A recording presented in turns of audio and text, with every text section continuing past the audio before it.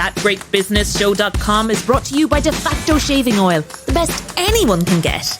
Made in Ireland, sold worldwide.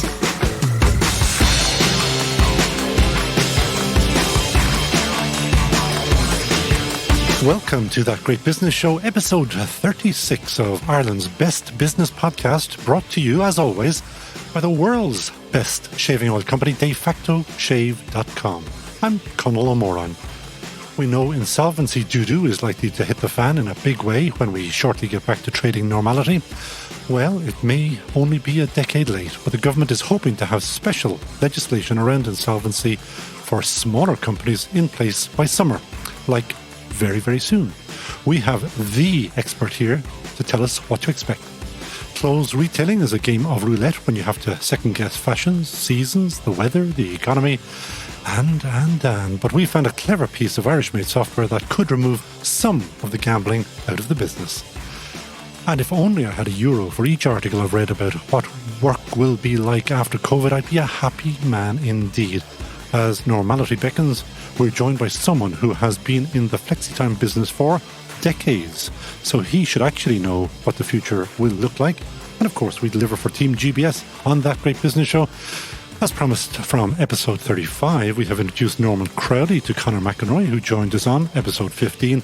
And I know from De facto founder Tom Murphy that he, as promised on the show, has been in contact with Samantha King of King Hair and Beauty, all to do better business. That's what makes us different. TeamGBS is a real community of great businesses supported by another great business, defactoshave.com. And if you want to join our community, the door is wide open. Tell us about your great business on LinkedIn. Our numbers have doubled there in the last few weeks. And if SMEs are your target, why not advertise with us? We're open for business just like you. That Great Business Show. Some of you may be old enough to remember an RTE radio programme featuring the late Frankie Byrne. She acted as agony aunt to the nation, and her catchphrase was, "It may not be your problem today, but it could be someday." No business can foretell the future, so saying that insolvency won't touch your business life or that of your friends in business would be trite. So insolvency may not be your problem today, but it could be someday, and there are big changes coming down the tracks that could have a very big impact on what happens to smaller insolvent companies. Declan de Lacy is partner at PKF Accountants and joins me now. Declan, welcome to That Great Business Show. Thank you. This legislation, more than 10 years in the making, it's expected to be passed by the Dáil this summer, and yet, after 10 years, it's still, in many areas, not all areas, many areas, clear as mud. Yes, it is. I would argue that it's not 10 years in the making. I'd argue that the issue was ignored completely for 9 years, and that it was only the pandemic and the obvious difficulty that was going to create for businesses that has prompted government to look at this issue. So it was only last September or thereabouts that the CLRG took a look at this. That's the Company Law Review Group. And since then, things have moved at an extraordinary pace, but not as extraordinary as was the case back when examinership was introduced over a weekend to rescue the Goodman Group.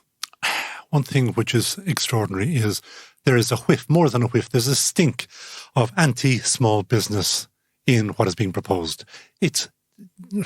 Small businesses are going to be made pay to be small businesses, and larger businesses, and particularly the state, is going to get away with bloody murder. Well, that's not really a question, is it? This is the podcast. Yes. And I love it because actually I can make some points of view.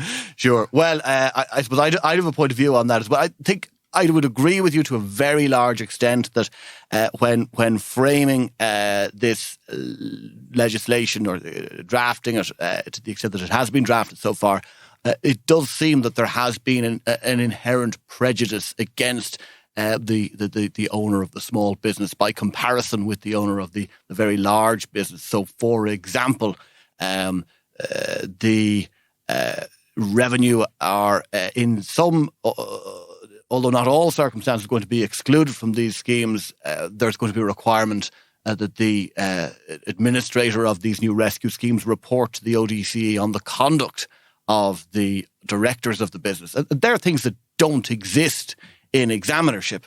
And I think if you look at the history of the last, well, for as far back as you want to go, there's certainly good evidence that the directors of large businesses can do just as bad things, if not worse, than the directors of small businesses. Yes, they can. And do they get away with it? Usually. Yeah, that's the problem. Another thing I saw was, I thought this was going to be relatively cheap. It is relatively cheap. It's still going to cost an awful lot of money. So, and I still can't ever get my head around, you're insolvent and yet you're expected to pay the insolvency practitioner. Well, somebody has to pay him or her. But if you're insolvent, where do you get the money? Well, really the burden of the cost of any insolvency process is borne by the company's creditors. So in a liquidation, there's a pot of whatever it might be.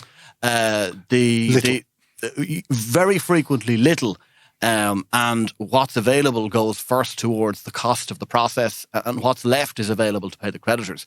It's generally not the directors of or the shareholders of an insolvent company that put their hand in their pocket to pay for the process. Usually, it's the process putting its hand into the creditors' pockets through a reduced distribution to them that pays for the process. That assumes that there is any money, but particularly with startups, for example, that have gone and become insolvent, there's nothing at all.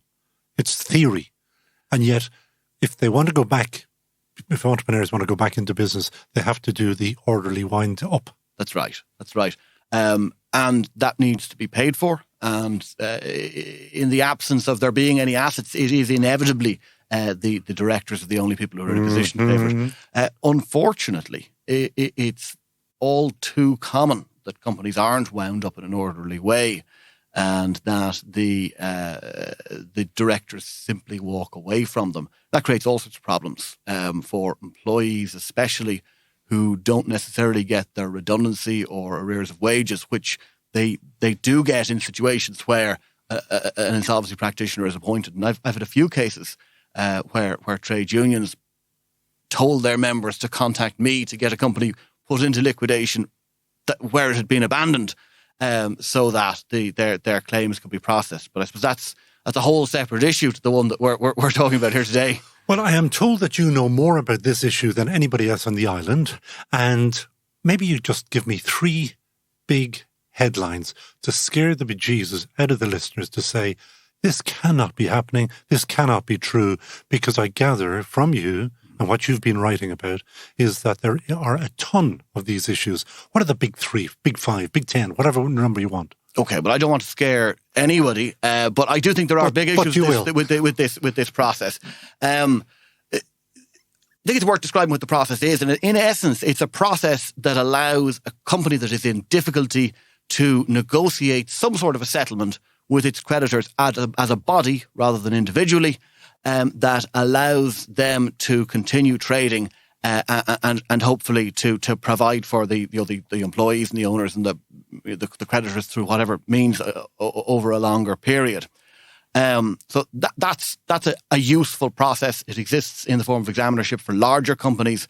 It hasn't existed in reality for smaller companies up until now, simply because examinership costs over 100,000 usually to do. So that's laughable when you're down at the SME level. Exactly. It just isn't affordable. So this process is designed and intended to replicate as much of examinership as possible. At least that's the stated intent of it. The original drafts of it, or the original descriptions of it that we got from the minister, had huge holes. So, for example, there was no mention of leases in the original announcements. Which would mean that one of the reasons that so many businesses probably will go insolvent is that their rents are way too high. Exactly. And therefore, they're caught on the lease, and yet it's been left out. What kind of thinking, what lack of basic business knowledge put that or left that out? Well, if you look at the original report from the Company Law Review Group, there were 2 thought processes in the room. One of them was that it was essential that a provision for dealing with leases be included. And the other one was that dealing with leases was too complicated for a scheme designed for SMEs. Now, to my mind, that grossly underestimates the competence of SME directors and their advisors. Who have taken out a lease, so they found out about a lease in the first instance, signed off on it, and yet it might be the thing, nobody's fault, that is crippling them. Well, it often is the case. And in a situation where you've got a lease that you signed up to 5 years ago and the market has fallen, if your neighbours are new entrants and they have lower rents, or if your neighbours are larger businesses and they've gone through the examinership process, then they're likely to be paying lower rents than you. Now, if you're competing with them, you're going to be at a great competitive disadvantage because your cost base is going to be higher than their cost base. So look into your crystal ball about the lease issue. What's going to happen? Well, the lease issue was identified in the CLRG report, completely omitted from the first announcement by the Minister on the shape the scheme was going to take. As you know, I wrote a piece and identified some of these issues, and a couple of days later the Minister had another announcement where he indicated that there would be a process within the SCARP bill to deal with leases. So, now, much as I admire you, and I say it again, you are meant to be the island's expert on this area, is the government, or the public servants taking their cues and their knowledge from bits that you've written for the Sunday Indo and for the newspapers? I hope not. Well, that's what I'm just wondering. Well, is it really down to that? I'm looking at this and I'm kind of aghast. Well, it's possible. Certainly, this is something that had been identified in the CLRG long before I raised it. But you raised it and suddenly, whoa, something's changed. That is good for you. Obviously, it's good for us because it's happened. Yes. But my God. I think, to be fair, I'm not the only one who raised it. It was an issue raised by ISME. It was an issue raised by the SFA. And I think there was probably a clamour amongst people involved in representing small businesses. And the Minister simply had to answer it.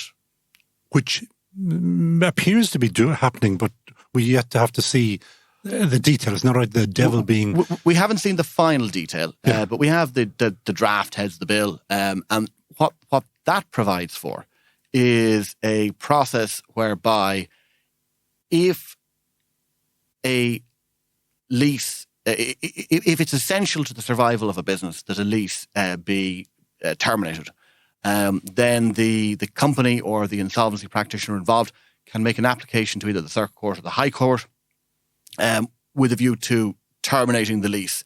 And in that situation, the landlord becomes a creditor for the capitalised value of the loss of rent. Going to the High Court is going to cost an awful lot of money. Immediately. It will indeed. And I presume you're talking about seniors and juniors and all my other learned friends, or are we looking at another, say we can get away with 10 grand. Yes. The application to the High Court, is that going to cost you 10 or more thousand?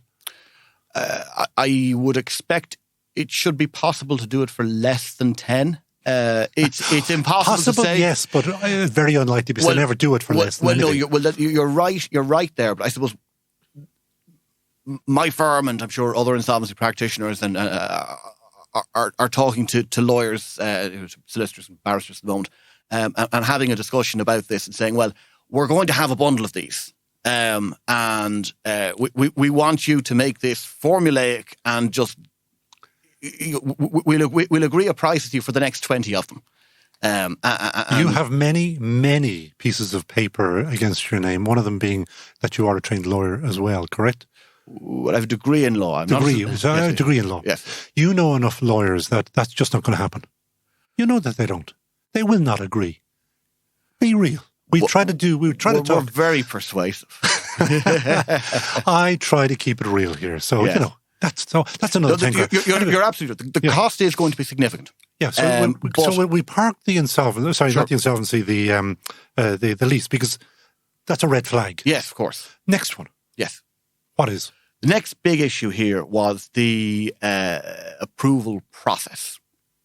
In fact, there's a couple of big issues, and we can deal with any one of them. So with the approval process, you've got the issue around what we call cross-class cram down, and then you've got the whole issue.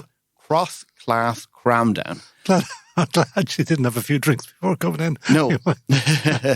And then you've got the whole issue around state creditors. I suppose... You get onto the state because this drives me nuts. Okay. So the situation with state creditors is in examinership, which is the process that this is intended to replicate. For a smaller company. For a smaller company. A poorer company, really. Yes. In examinership, the debts owed to the revenue or to the Department of Social Protection or to any state creditor that ranks in priority in a liquidation, and all of these creditors do rank in priority in liquidation for certain amounts. In examinership, they can be written down in precisely the same way as any creditor, subject to the rule that they get no less than they would get in a liquidation. Can I show off there? Can I show off? Yes, of course. It ranks pari passu. Yes, it does. I studied law too. Okay. Go on. So back to... So, in the scheme we're dealing with here, which is the Small Company Administrative Rescue Process, or SCARP, the intention is, at the moment, that revenue or state creditors, as they're identified, will have the option to exclude themselves on a number of grounds. Now, those grounds weren't identified until the most recent announcement. Did you write another article about that? Well, no, but there was quite a fuss kicked up by a number of people, and I was amongst those people. So, subsequent to that bit of a hoo-ha, the minister's announcement indicated there would be a series of grounds on which a state body, by which they mean the revenue, can exclude themselves from the process. And these grounds are that there's tax returns, or there's issues subject to appeals, that there's some sort of an audit or investigation ongoing, and they're fine. I mean, I don't think anyone would take an issue with them. The one that possibly creates a difficulty is that the company has a poor history of tax compliance. Now, that's a very subjective term. Correct. And in most cases, a company that is insolvent hasn't been able to pay the last VAT return or the last PAYE return. And in the vast majority of cases, regardless of whether companies are solvent or insolvent on a going concern basis today, they've warehoused their tax debts the last year. So are they companies with a poor history of tax compliance, or are they not? I would say the likelihood is that a company that has warehoused its debt will be regarded as having if not a good, then not a bad history of tax compliance. But there is a judgment to be made by somebody in revenue as to whether a company has a good or a bad history of tax compliance. And so they are adjudicating on themselves. They are, and that's not right. It's not right as a principle. In practice, and I think we've got to go beyond the theory here and look at how this is going to actually play out in practice. Minister has said, and the Revenue have said, that they're going to adopt a reasonable approach to this. They're going to adopt largely the same approach that they've adopted in relation to the personal insolvency schemes that were introduced a decade ago or thereabouts. And in those schemes, they've engaged constructively and being quite reasonable. So if we have a similar approach to there, then I think we can all go forward with this and say, well, Revenue are taking as reasonable approach as anybody could ask for, and the system can work. But I think the underlying principle of Revenue having or any creditor indeed being entitled to just opt out is questionable. And it's also open to abuse in Ireland. In Ireland, but I think certainly the Revenue would tell you that they won't abuse the process. Yeah. Okay. Moving on. Third point, or the third big red light or red flag, whichever. Sure. Again, at the start of the process, this was something that really concerned us, was the actual method by which one of these schemes became binding. So you're going to have a discussion period with your creditors. Then you're going to put a plan to them, and then you're going to invite them in to vote on that plan. And some of them will vote in favour, and some of them inevitably will vote against. And the process by which it becomes binding was the issue, and the question of whether that required an application to the court or not. The CLRG, in their report, were of the view that it could potentially be done without an application to court, but they didn't recommend it. They left it within the minister's. They left it to the minister to make a decision on public policy grounds as to what the most appropriate way was. But they did recommend that wherever a creditor objected, that the company would have to make an application to the court. Now, of course, there's going to be a creditor objecting in every case if they don't have any, if it's not at their own risk. If for no other reason than if somebody is owed less than the price of going to court, it's open to them to say to the directors or to the insolvency practitioner involved, unless I get paid in full, you're going to have to go and spend that money on going to court. And they might be doing better than they would in a liquidation scenario, and as well as all of the other creditors in the same position, but they might still want the extra bit, and the burden of that will ultimately fall on the other creditors. So that's unfair on other creditors. And this is something that I identified. I had a meeting with the minister with the SFA a couple of months back and mentioned it to him then. And the original drafting or the original description of the scheme as it came out kind of fell down, we felt, on that. But the most recent version that was announced last week provides that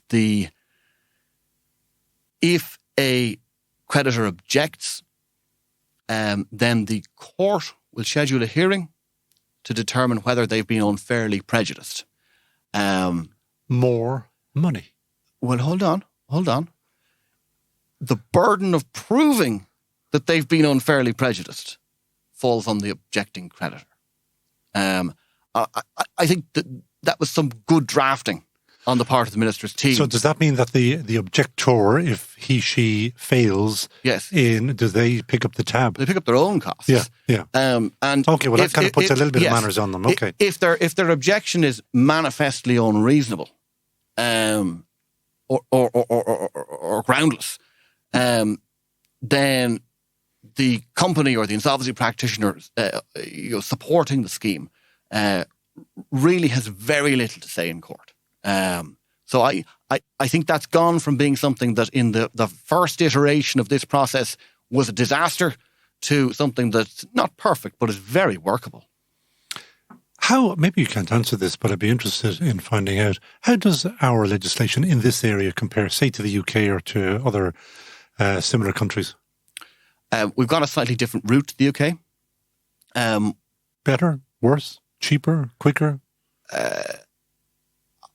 As an insolvency practitioner, I think this scheme, if it's brought through in the way that's being described now, even with all the faults and even with all the warts, is probably better than the scheme that was introduced in the UK last year, which at the time, I would have argued we should have just copied chapter and verse into Irish legislation. That's good news. Mm-hmm. That's something positive.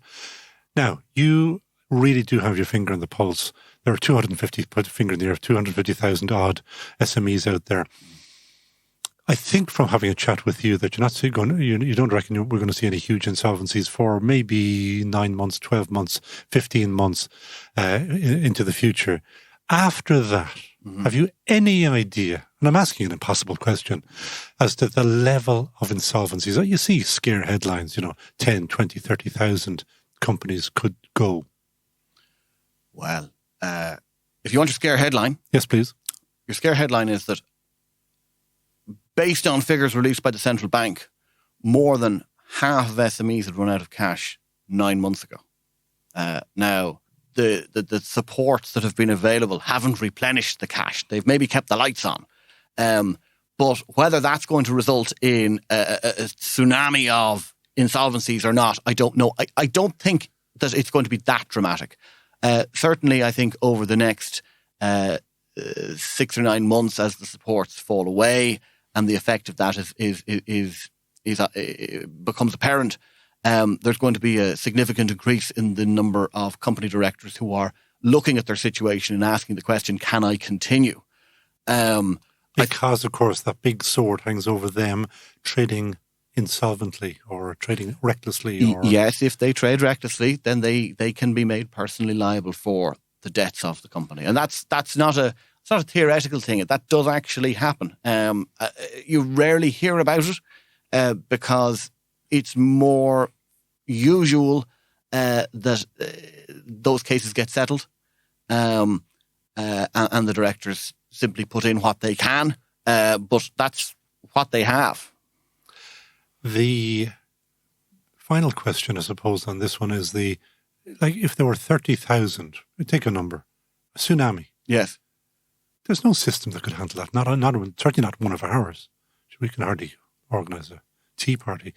There's no way. So what happens?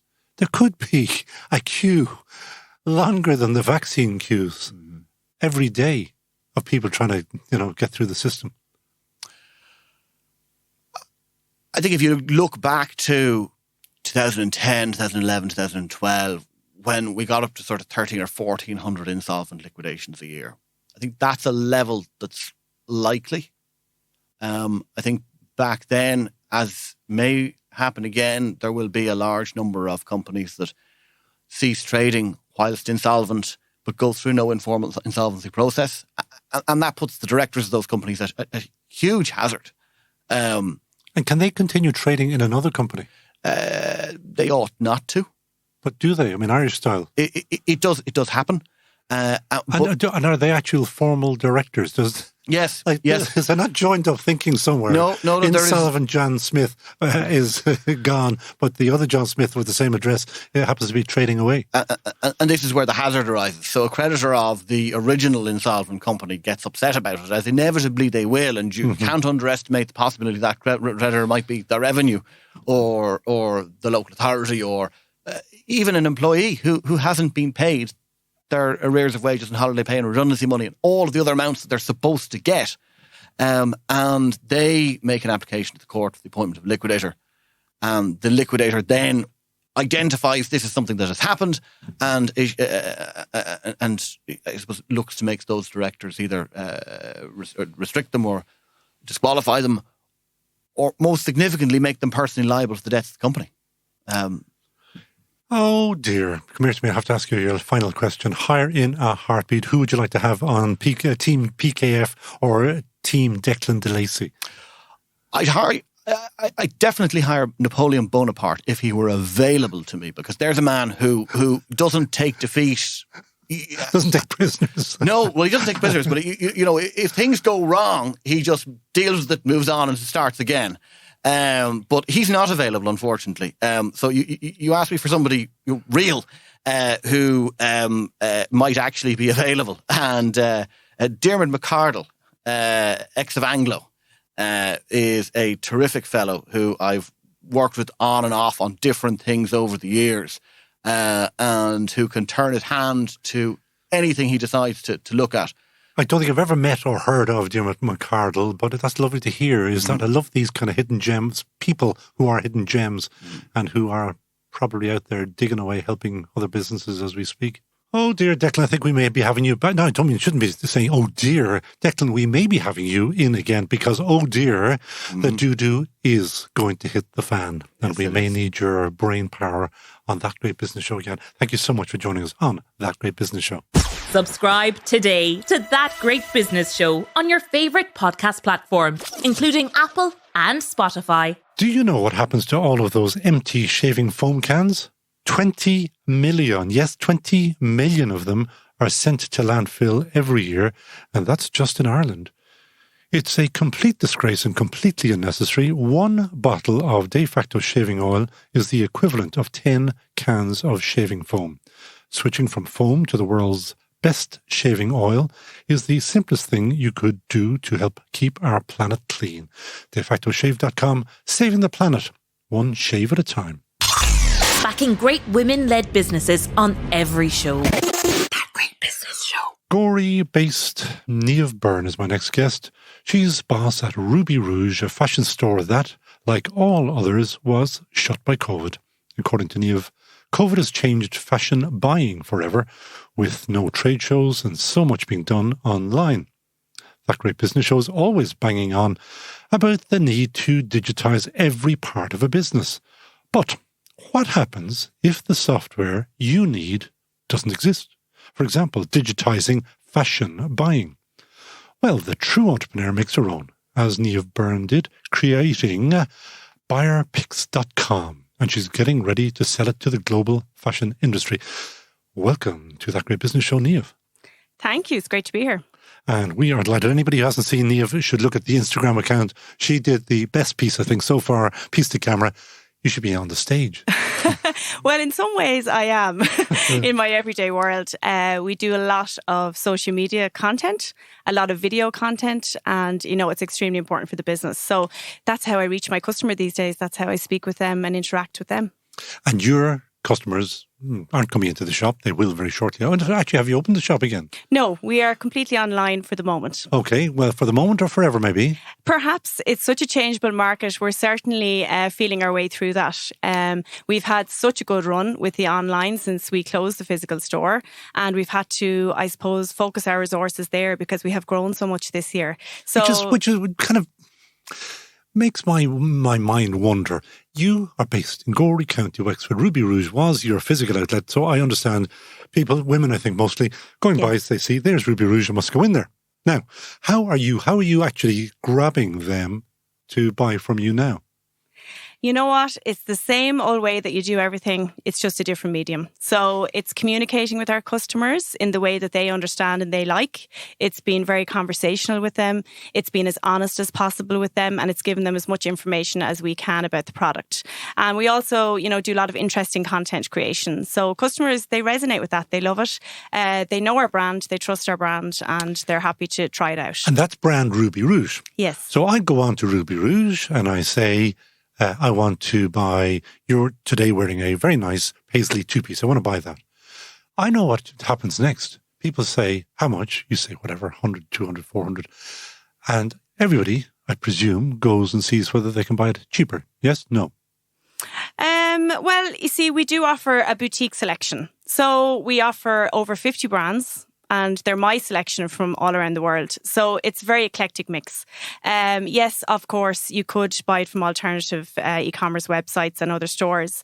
But, a lot of our brand is about our girl next door appeal, the fact that we offer great service and a great after-sales service. So it's all aspects of the business that you would do in store, but you just do it better and better again. So go back to my other question, which was, I understand that you're going to, if not just a Gorey audience, you're going to have a Wexford audience, maybe a South Wicklow audience, because they will know of you. Yes. Now, how far away are people buying from you at the moment? Sydney, Australia, Canada, How do Dubai. they find you? I love this. And because you're going to impart great insights to That Great Business Show. Well, you know something? The online world opens up your world. I mean, love. We have so much ability now to reach a worldwide audience. Like, it really excites me because obviously when you're in a regional town, you're in a particular location, people do travel, and they did travel to us, and they always did, from the north, from everywhere. We're a real destination boutique, and I always love that about our boutique. But the thing is, when you're online, you can reach everybody, everywhere. There is no limits. And that's the most exciting part about it. If you create great content and you have amazing products and you sell it well and you show it to the customers in a relatable way, they will buy it no matter where they are. So we've lots of expats. We have lots of customers that can't get that typical mix of eclectic labels that they could get in Ireland. They can't maybe get that in Canada. It's a lot of the bigger chain stores, a lot of the designer brands, etc. So we have a huge amount of expats and a huge amount of new customers that we've never met. I'm going to say something very nice about Irish and Irish fashion and Irish fashion shops. I think they're considerably better than what you'll get probably across North America, for example. That would definitely be the feedback that we would get. And definitely when people are home, that live abroad and they come back, they would often come into the store and they would say, they would stock up, they'd make a special trip and they'd say, we can't get this where we live. So we're really excited to have this eclectic mix. Give me some of your top tips about what softwares are you using within the shop. We'll get on to buyer picks in a second now, but what are you using and what's the best ones that you've found? Well, we use Shopify. You know, that is our main retail platform that we use for our e-commerce. But we use, I suppose we have evolved buyer picks now. We have a back in stock function on it. So we used a different software program. We've now developed that ourselves. So we tend to take things in-house where we can and use them that way. So obviously we use all the social media platforms that you can use and all the packages. What's the best?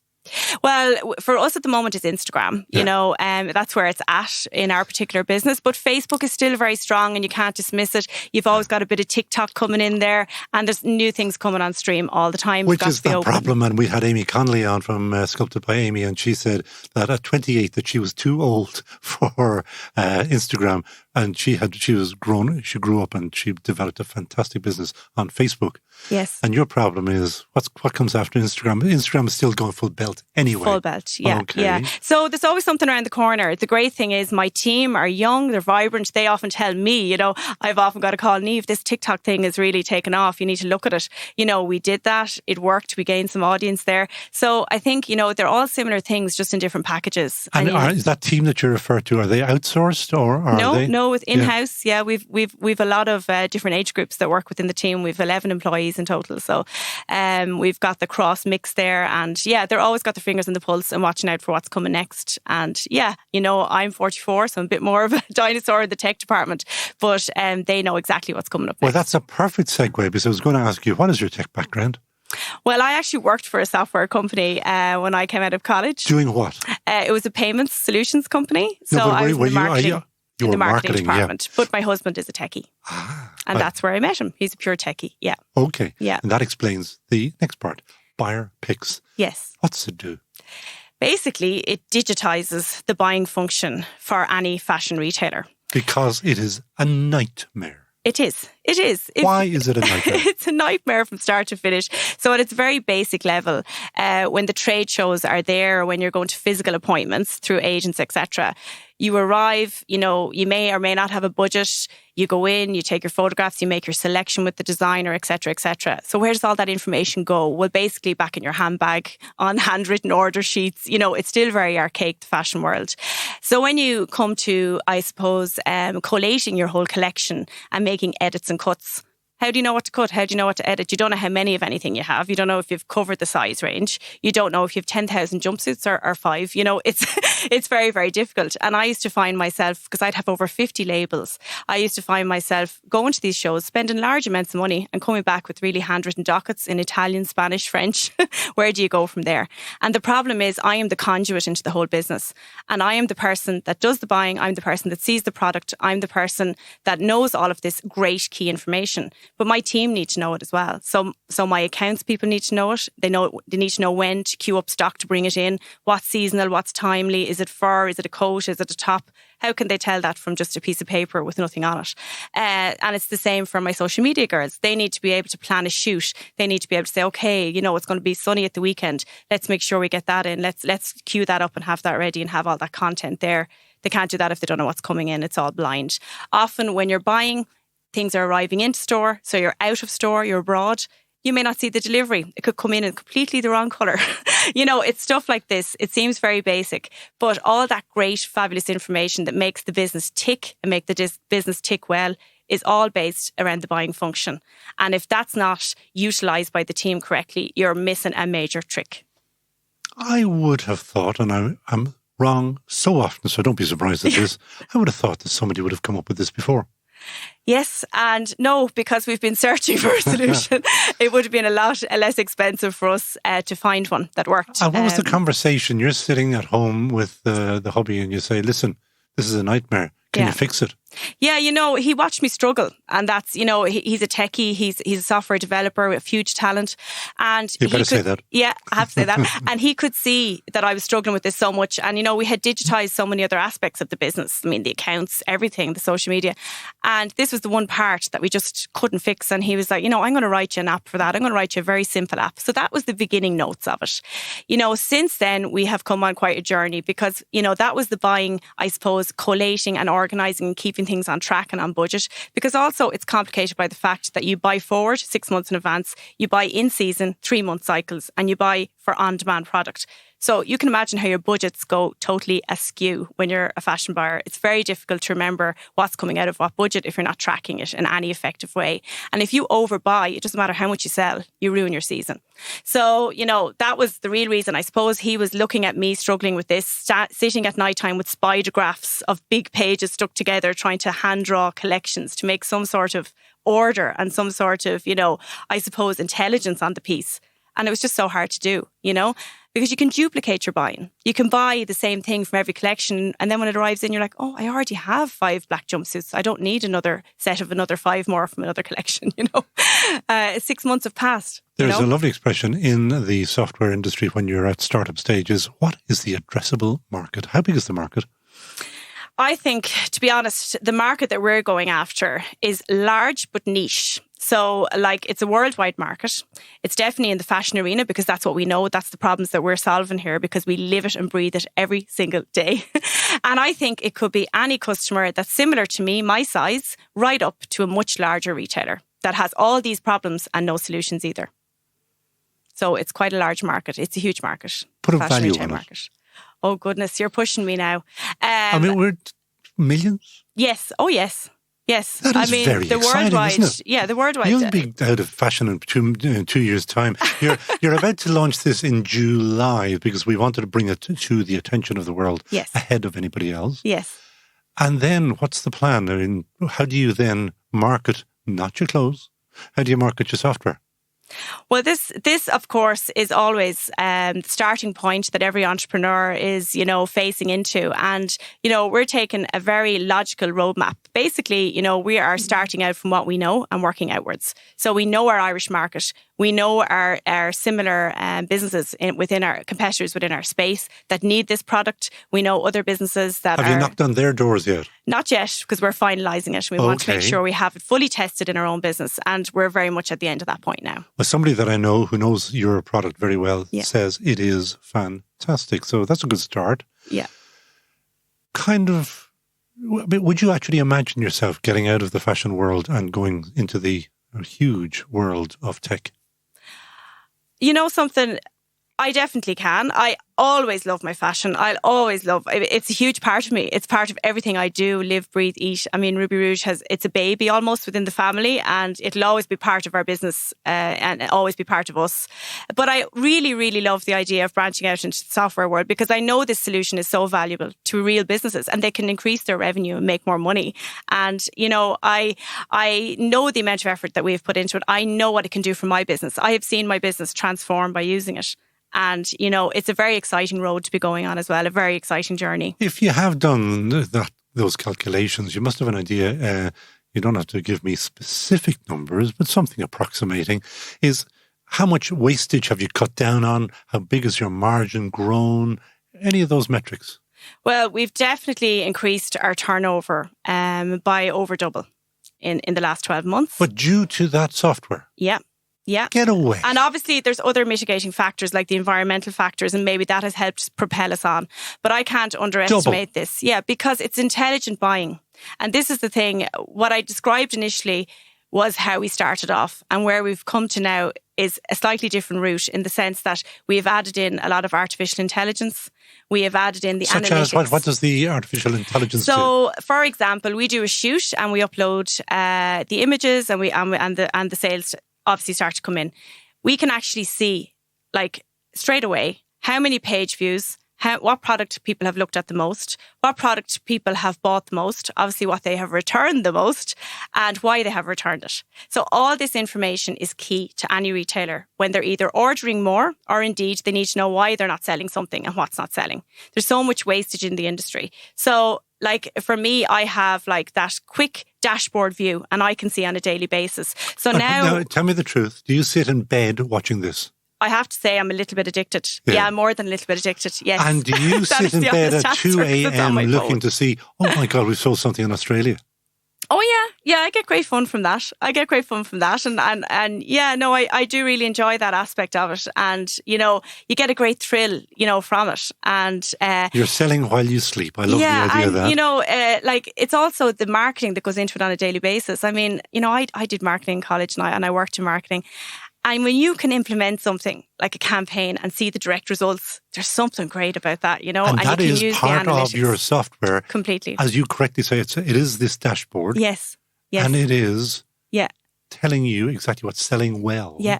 What's not. So you get rid of that. Exactly. So you say you doubled now the revenues. Over doubled. Yeah. Increase the margin.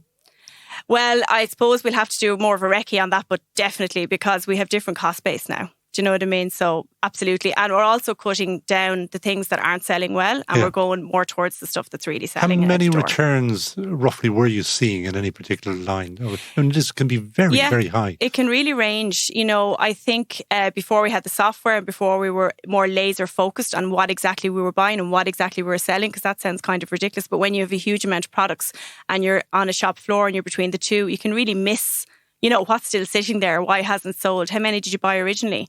And definitely, we have a much more bird's eye view all of the time. So I would say I have 360 vision now, whereas before I was kind of going around in the dark. I really couldn't see what was going on and what was moving and what wasn't. That area of returns brings me back to something that I learned a couple of years ago. One of those big catalogue companies, they have 800 people returning on their returns just for the shoes. Somewhere in the north of England. I mean, that's the size of a town.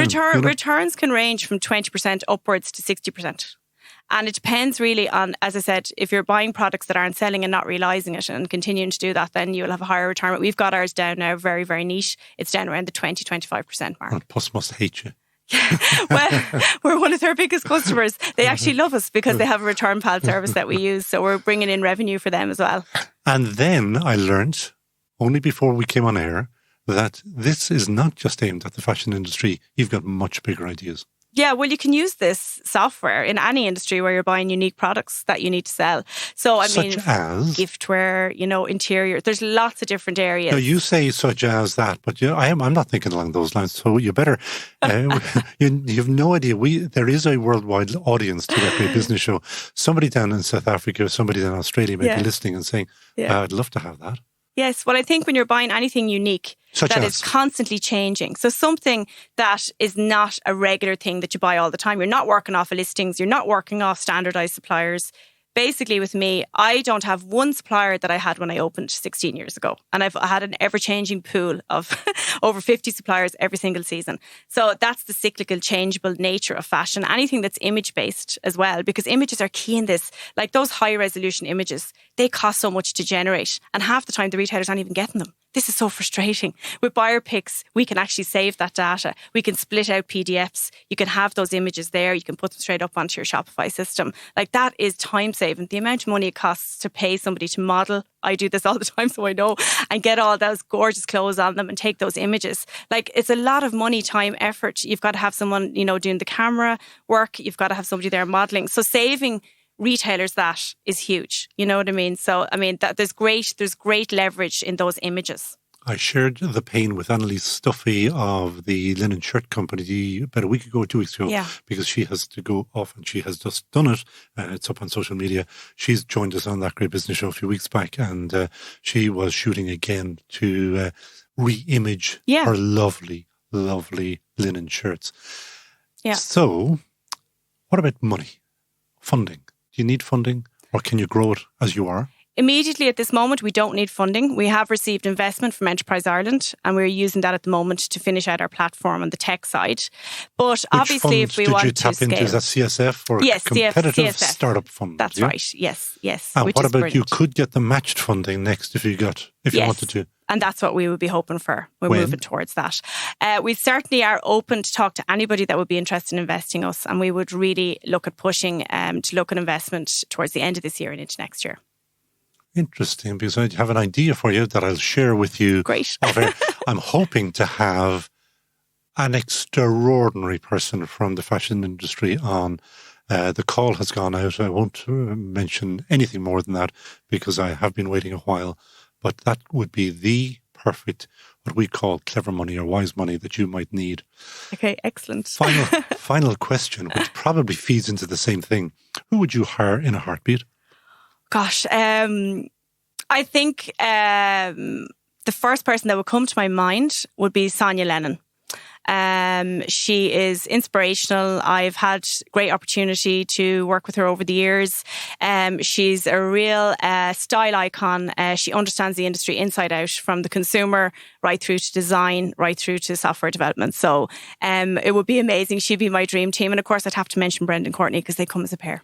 And I love her glasses. I was looking at her for some reason the other day.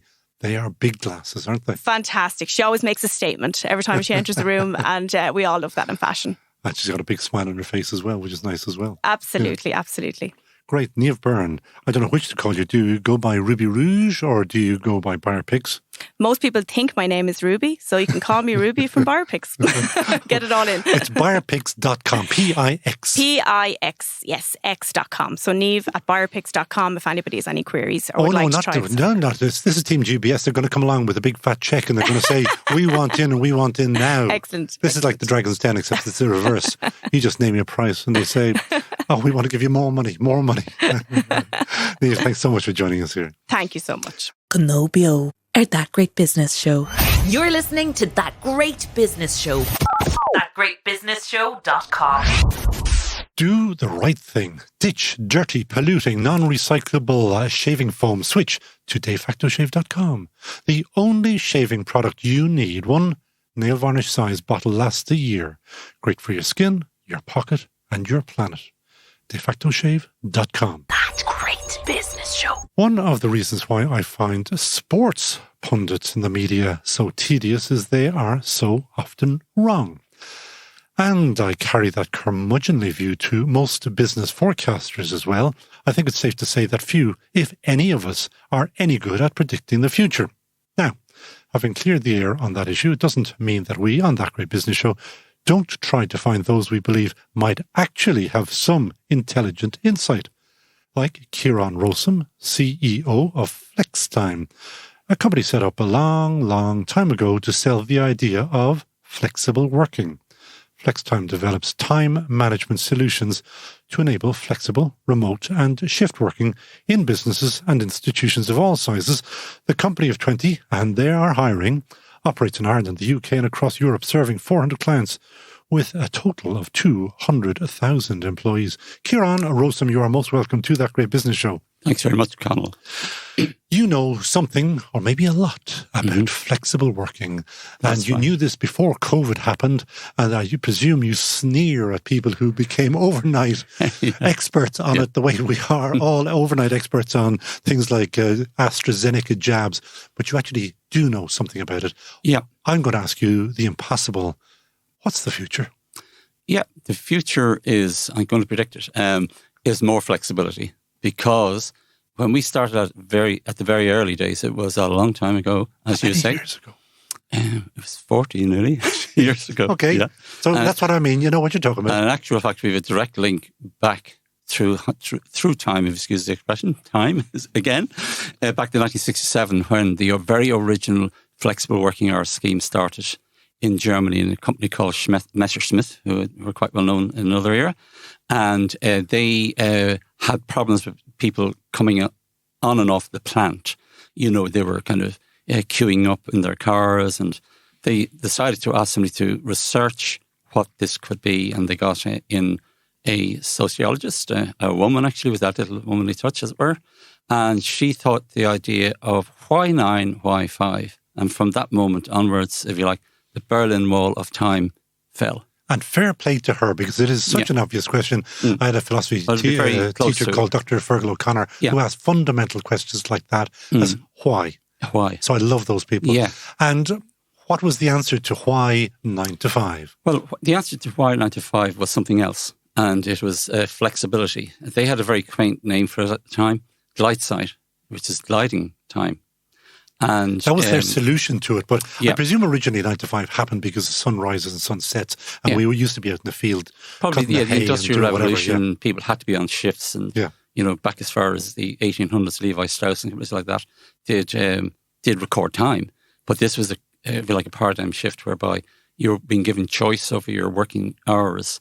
So you could, the original schemes were about just the working day and not the facility to build up time. That came later, and that would be called a flexi day, where you could build up time once a month, say, and take a flexi or 2 days off. But originally it was all around, can I arrive in between 8 and 10 any old time, as it were, and then work my core, take my lunch, a long lunch or a short lunch, and in the afternoon I would have to work a core, and then I could go home from 4 or work up as far as 6:30. And the interesting thing about that is now, we almost take that for granted, don't we? We do. Yeah. Yeah, at the time it was, revolutionary. In fact, I think it was beyond revolutionary. I think it was the end of the world, wasn't it? Yeah, it was. Yeah, exactly. Because I remember coming to Ireland and with the idea, it came over from Germany to me when we set up our company, and you felt like St. Patrick in a way, because people really didn't know much about flexible working at the time, and certainly, people jealously regard their time, as regards to, it's the second most important thing to their heart after their pay, if you like. So therefore, it's difficult to muck around with it, and also managers would be quite nervous at the time in terms of changing the rule book on working time. But that took quite a number of years persuasion. Obviously, we don't live on thin air. We can't just persuade people about concepts, and talk to management, talk to unions, talk to staff representatives and the staff as well. We have to do a lot of that, but we obviously can't only do that. And that's where we came into designing our system for flexible working. And you told me a lovely story about the unions and about how you ended up working with them. You may as well share. I did indeed, because after a while when we were negotiating, we occasionally bumped into the unions. They would come to meetings or whatever, our staff representatives. They were probably worried about you, that you were evil, that you were trying to extract an extra half hour out of people. Yeah. Well, actually, comparatively, the Irish unions are very positive, and I say that in comparison to other countries that we've have a little bit of knowledge of, and they were extremely positive on this particular issue. They were on the side, obviously, of the employee, but equally, it worked well between negotiations. And I don't want to paint a picture that it was always the unions. It would be just in certainly the bigger corporates or the state bodies and, say, financial institutions had them, but lots of other companies didn't. But the story that happened to us in relation to them, that they themselves started to get interested in flexible working for their own staff. And we now have our system in Congress, for example, and quite a few of the trade unions. And you also have your system in Dáil Éireann. We do indeed, Trying to keep our politicians on the straight and narrow. That's right, yeah. That example, actually, the Oireachtas is a good one from the point of view that our system can be bought off the shelf or it can be added to. So you can imagine we've already got 40 years of experience laden inside that with switches to turn things on and to modify and to go along with the culture in each individual organisation. But then you'll also get a request to do something that's slightly outside the box. So after we put the system into the Oireachtas for their staff, for flexible working, we were then asked, what about, would you be interested in also another project? And interestingly, we got the go-ahead from the 9 o'clock news because we had to tune in one night, and the newscaster, I think it was Anne Doyle, it was back that while, and she said, tomorrow, soon the TDs and the members will be recording in the system for their expenses. So we designed a special program for them, and it's still there now. And I won't even ask you to go into the little scams that how they've got around it and all the rest. However, let's get back to the future. Mm-hmm. You very interestingly mentioned why 9 to 5. Here's a question because I've only just thought of it. Is why the weekend? Why don't we work weekends? Give me Tuesday, Wednesday off or whatever. Yeah, it is true that there is, if you like, not enough regard for that because, it can suit a lot of people. And it's proven now with the COVID situation that, mum works in the morning, dad works in the afternoon, and vice versa, they manage the kids. And actually working on Saturday may seem anti-family, but in a weird way, it isn't because it introduces an extra day into the 7-day cycle, as it were. So it's something that has been underreported. It's a good idea that you've mentioned there. Yeah, it is something that should and could be looked at. Again, you don't want to be anti the individual. and it can only be negotiated. For the individual. It might work for the individual. Yeah. Sometimes these things that seem the opposite can have a curious way of working well. We've always found that it has to be negotiated no matter what we do. There's not a one size fits all, and there would be generalised type rules in relation to flexible working hours that were kind of from the rule book, and HR management, CIPD, and these sorts of organisations would, have a kind of a general consensus of what it is. But then within that, there would be lots of breakouts, if you like, and changes and variabilities around organisations and even within organisations. So more flexibility is what you are predicting, and I think we'll accept that. Yeah, I think we're seeing it, yeah. Can you, using your system or, maybe a world system, get around things like why the school time starts at 9 o'clock? Yeah. And it always... Yeah, I'm a frustrated citizen in that regard too. Yeah. And again, it's slightly outside our remit because we are tending to work with organisations and companies and the likes and state bodies. But do you think they're sitting in the bath? Do you think about all these issues? I do, yeah. And I often have said What's the answer? Yeah, well, it's back to the same idea, flexibility and, flexible scheduling in their case. They would have to schedule, obviously, and to have, core periods maybe, and also at the beginning and the end of each day, which they do to an extent, to have these study times, but more of that. And really, I wonder why they don't open at different times more often, starting from, say, 7 in the morning up till whatever, But those sorts of ideas could be looked at. And some of the schools are doing some of that sort of thing, Where will flexibility end? As in, how flexible can we become? And the other obvious one that every politician, you have me thinking about your politicians, your employers, they're always thinking of the employee scamming the time somehow. Yeah. Well, the first question, how flexible can it become? And I haven't found any boundaries in terms of it, because what we keep finding, like for instance, we were dealing with a local authority in North Wales, and they would have 2,500 staff on our, if you like, formal flexible working with all the built-in rules. And they came to us about 2 years ago and said, actually, we are working on an agile working principle to do with how people work, and they wanted to match that with the way they did their time. And they wanted to actually remove most of the constraints. So therefore, in theory, an employee could come in to work at 4 in the go home, collect the kids, bring them to school, and come back to work for a short while later on. I love the idea of that. So I'm a very early riser. And there's our weekend idea too. Yeah. And you can record their ins and outs. Yeah. But what about the actual productivity?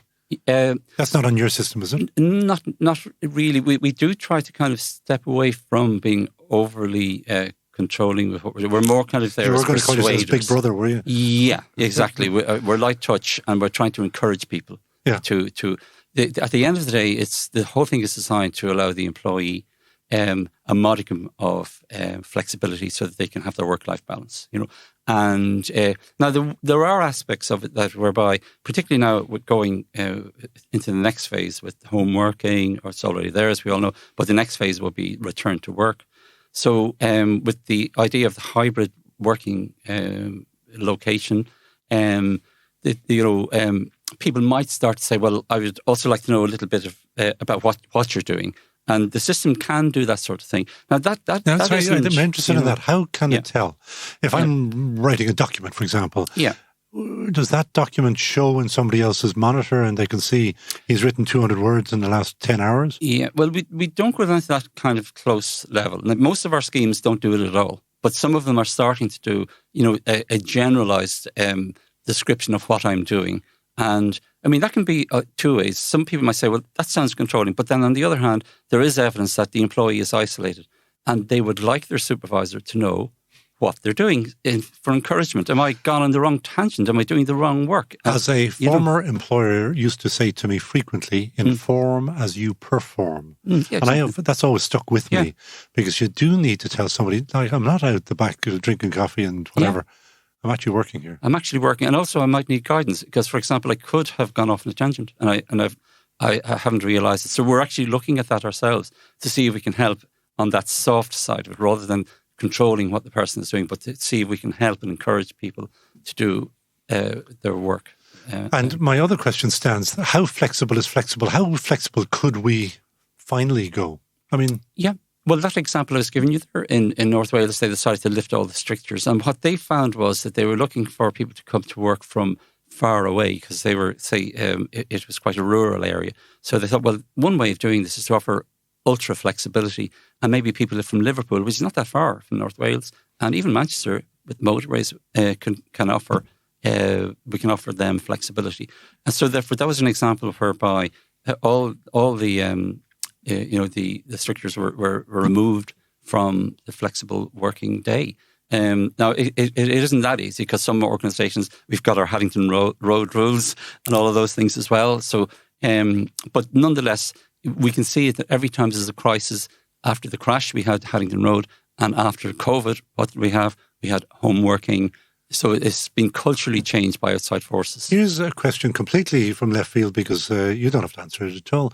If you don't have to come into work, if I have saved you an hour's journey, either which way, that's 2 hours times 5, who owns that 10 hours?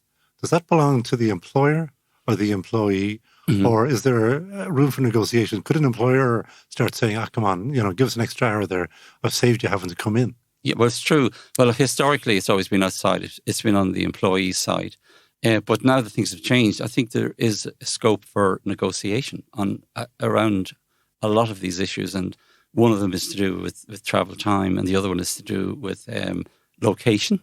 And I mean, we've done studies. We do regular studies. Like when I say regular, I mean every few years, because we don't have the time to do major studies every week. But we do minor studies very, very regularly. We do sort of vox pops of our customers to see what do you think of this, and it's very, very informative, and it helps us to inform our system. How do you do that? What do you use? We would use something like SurveyMonkey, something very simple, know. And there's a little insight now, a little tip for all businesses. There's nothing to stop you from doing that. Absolutely, it's the best way to find out what people are really thinking before you go off designing stuff that may not be relevant. And I found the whole way through COVID, people's minds, as we all know, were changing depending on what the HSE were telling us, and so forth. So. All during last summer, it was all about home working. And then the return to work started to come about. And in the last few weeks, it's been, we may be returning to work. So I think we're going to go back to work. As I pointed out some weeks ago, Goldman Sachs are going back to work. And if Goldman Sachs set a standard, everybody thinks they have to match that. Two quick questions. One being for flex time, you are hiring, you're obviously expanding. Where is the next big expansion? Yeah, with us, we've focused most of our time for the last years on complex flexibilities, if I can put it that way, and corporates, large state bodies, smaller companies as well, but always around a rule-based complexity.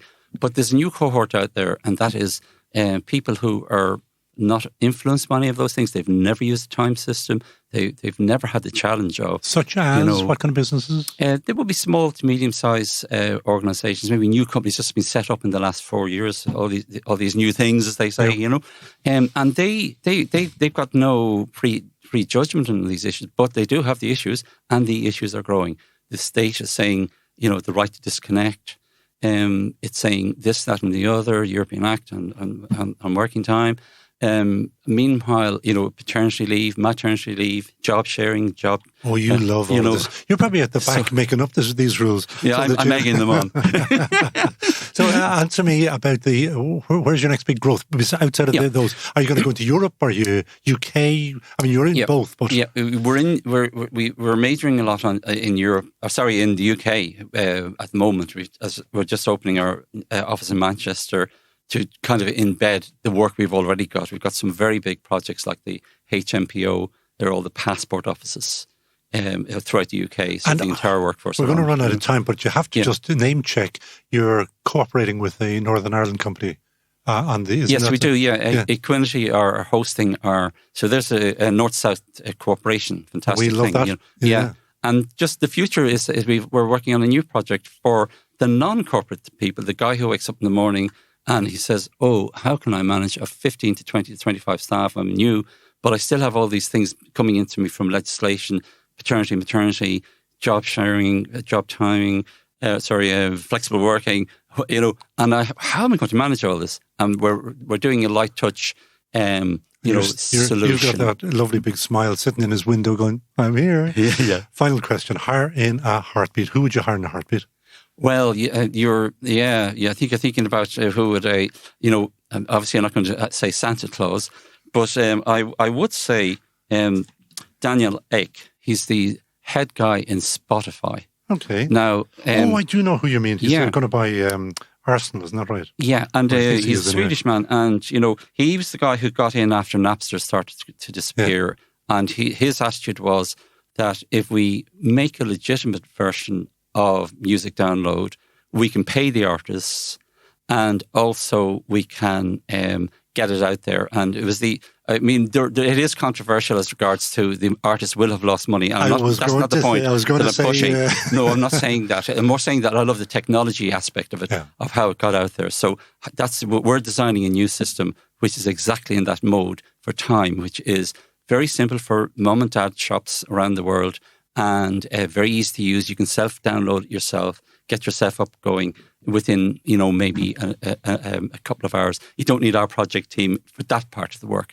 It will be just literally for the organisation or the man or the woman who buys it to set it up themselves, and within an hour they're working. And do you know who else uses Spotify? We do. Oh, very good. We are on all the good platforms, but in particular, Spotify is very strong. In the US, Apple iTunes, it's now called Apple Podcasts, will be the absolute market leader. Yeah. But Spotify is coming hard they are a good example outside, of a technology company that's done something good. As I say, the artistic aspect, I'm not 100% in that, but definitely they're a good tech company. Kieran Rossum, CEO of FlexTime, Ireland and Europe, or multi-time as you are in the UK. Thank you so much for joining us on That Great Business Show. And that is it from That Great Business Show on this, our 36th episode. My thanks to all the team here at the Dublin South FM podcast studios, including, yes, she's back, Alison O'Dwyer on sound. Peter Rice could be dropping your ads into our podcast later on. If you would like to advertise with us, do get in touch. As well as being Ireland's best business podcast, we are also the world's best sounding podcast, and that's official. My thanks to our great TeamGBS friend Pat Flynn of Flynn O'Driscoll Business Lawyers for sending Declan Lacy our way. Another big backer of our team, Maeve Neefsey, recommended Niamh Byrne, and Nikki Crichton chased in the nicest possible way to make sure we got to hear Kieran Rossum's great story. Buchas, more, live or fad. If you know of a great company that should or could be featured on Ireland's Best Business Podcast, do send producer@thatgreatbusinessshow.com an email, and we will take it from there. Please also do tell all of your friends about That Great Business Show. You wouldn't want them to miss out now, would you? We are very big on LinkedIn. Find us on LinkedIn, where we now have chats almost every day. Finally, my thanks to our sponsor, defactoshave.com, the world's best shaving oil. Try it for a week, and you will be, like me, a forever convert. So from me, Conal O'Moran, until next week, slán.